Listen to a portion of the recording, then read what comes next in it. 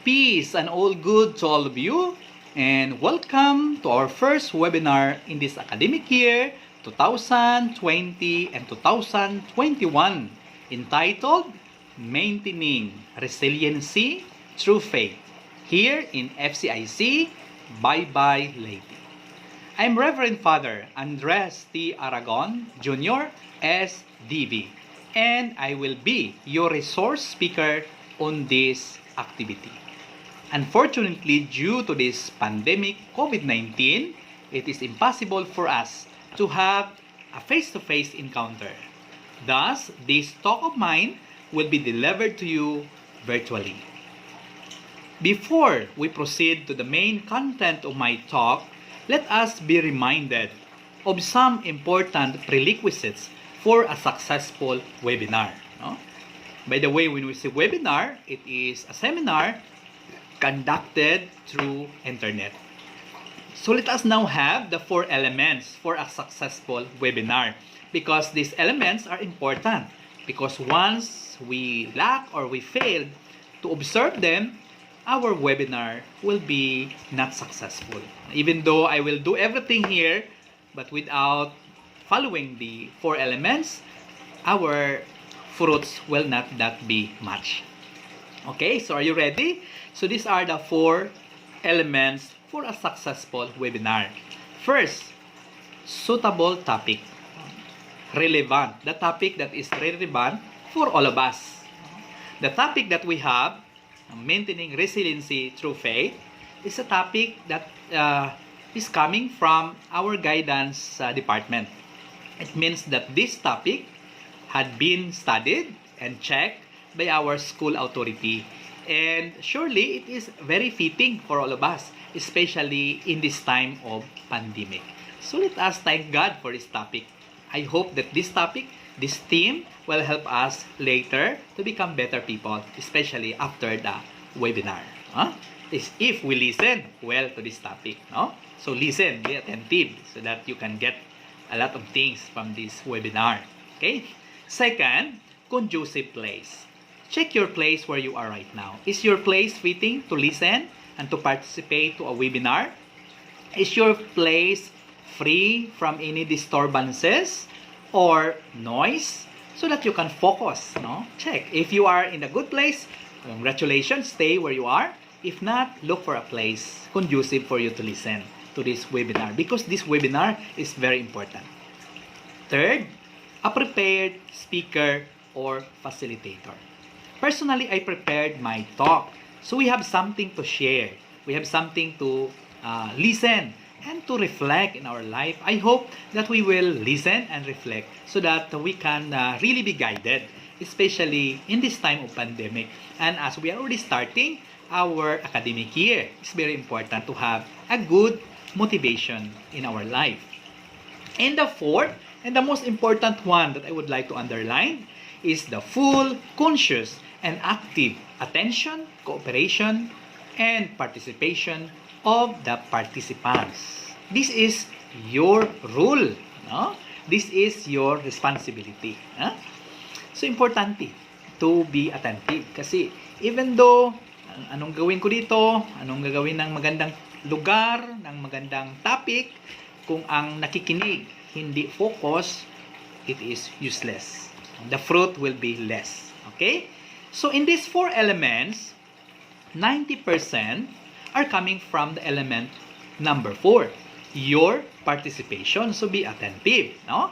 And only 10% are coming from the other elements, from the place, from the topic, and for the speaker. So, don't blame me if after the webinar, you get nothing, or you cannot remember anything, or there is no effect on you, because it's depending on you.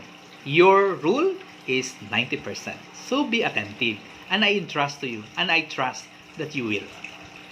Okay? So, let us go to the theme. No? The theme, maintaining resiliency through faith, is a theme that is very comprehensive, very interesting, and very appealing to all of us. This is very important for all of us. And for us to understand better and deeply this theme, let us check the wordings. Okay, the composition of our theme. In checking in on, we have three wonderful words underlined and highlighted in our theme itself.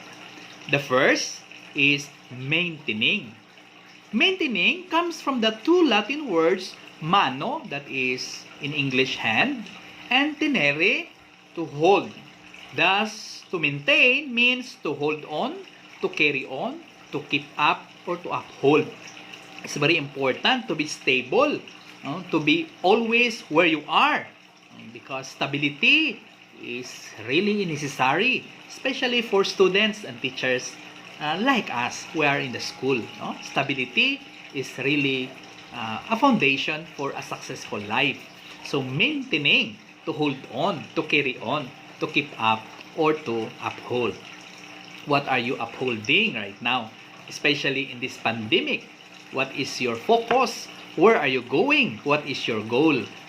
We should not be shaken and wavering, especially in time of pandemic. Let us stand still. Virus lang siya, and we are learners. We are children of God, and surely we can overcome the virus. Okay?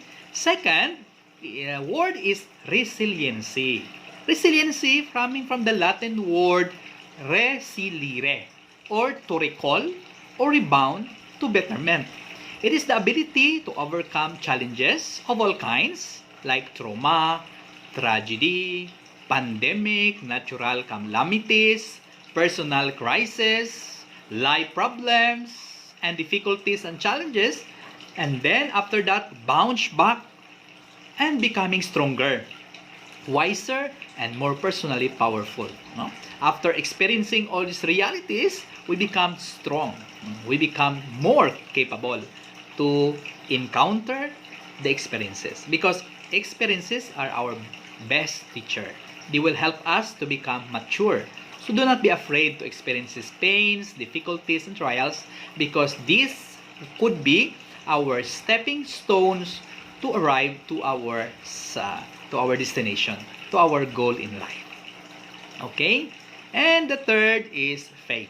From the Latin word fides, which means trust, confidence, or reliance. Or the verb in Latin fidere means to trust. It means trusting to either to ourselves, to others, and above all, trusting to God. This is faith. It's not just on God alone. It's also for ourselves. We trust ourselves that we can do it. Even the module is very difficult. Maybe activities are so many, and we have many things to do, and it's difficult to answer because there are no teachers who will answer us like in the face-to-face normal classroom scenario, and we have no one in the house to help us. Hopefully, we don't have somebody to assist us, and it is very difficult. I hope we answer our module honestly, coming from our heart, our capability. Pero it's difficult, but we need to trust ourselves. We can do it. We are capable of doing it. And we trust also others. We will trust those who are working for our health, for our safety, especially our frontliners who are responsible for protection for COVID-19, against the COVID-19, and also for our frontliners in the government, the police, and those who are responsible for the maintenance of peace and stability. Let us also trust them. Let's respect that their expertise will surely help us to become better people and to be protected against the virus. And lastly, also most important, is our trust to our teachers, to our educators, to those who are responsible for our learning process. We enroll and we trust that this school, FCIC, will help us, will guide us, and the different strategies and methods applied will be really wonderful and fruitful to us. So we will trust them. Trusting is really something that is really wonderful, because once you trust, you believe, and you will grow. Okay? Trust will really help us to grow, especially in our academic endeavor, and no one else but us. Okay? And for us, in looking on the theme, therefore, we can say that in few words, our theme will give us the three basic objectives. And I think these are the three basic objectives common to us in education that we will discuss and we will try to talk. What are these three themes that surely our wish and our dream will be realized after the webinar or after my talk. Let us check if we will achieve this later on. So the first goal or objective that I want to achieve, that we want to achieve in this webinar, in this cognitive way, approach is to understand better ourselves and the occurrences or the happenings that are happening to us, to hold on and keep going to our unfamiliar journey. Recognizing the pandemic as one of these occurrences that is not pleasing to us, if we look at it, and then trying to understand why it happened, and also understanding ourselves in reference to this reality. Okay, it's very important because we are stronger than any viruses or anything that is happening in this world. We are the highest creation here on earth. Okay? And the second, the affective approach or domain, to be strong and to be courageous in facing different challenges in our life. This is resiliency. We are not afraid to face these challenges because for a positive person, for a person that is always looking on the positive side, we can see he says that problems and difficulties are challenges. They are challenges. They will make me strong. They will make me better, stronger, capable person in the future. Okay? So do not be afraid of these difficulties because these difficulties will be ingredients to make you what you will be in the future according to the plan of God. Okay? And then the psychomotor approach is to trust ourselves, our fellow men, and above God who is in control of everything. God knows everything. He knows what is best and what is good for us. Let us just trust. Let us pray. Let us believe and ask Him always to help us, to intervene for us when our life is in darkness and when things are happening that are beyond our understanding. He is a God and He's in control of everything. And so my beloved friends, for us to maintain our resiliency in our faith, in this webinar, I will share to you 3 prescriptions in millennial terms to be our references or our guide. So in other words, I will give you only 3 among the many realities that will guide us, will help us to maintain our resiliency, and will really invigorate our faith. So I hope that this webinar will really help us and will awaken us and will make us better students and educators in this modern world, especially in this moment of pandemic. So I will talk in the second part of my video the 3 millennial prescriptions or prescriptions in millennial terms that will help us to grow. And these 3 millennial terms are: first, unloading. What are we going to unload in our life so that we can become better people in this pandemic time? Second, uploading. What am I going to upload in my heart, in my mind, and my life so that I can be a strong person, so that I could be an instrument of God for others, so that I could be somebody who will be stronger to overcome the pandemic, especially the difficulty, challenges in endeavoring academic journey in spite of the virus that is disturbing our normal life before. Okay? And the third is connecting. To whom we are going to connect and how we can connect to that whom, that is God, who is God, and so connecting to other realities that will help us to go straight in the journey that we want to be, to achieve the goal that we want to be in the future. Let us pray to be successful, to be faithful, And this success and this faithfulness will only be achieved if we will understand ourselves. We will understand and believe the people entrusted for our growth, spiritually, morally, academically.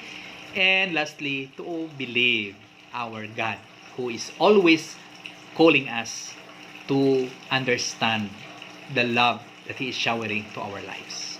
So, I will move forward for the second video, and I will speak to you the first of these wonderful prescriptions, day and loading.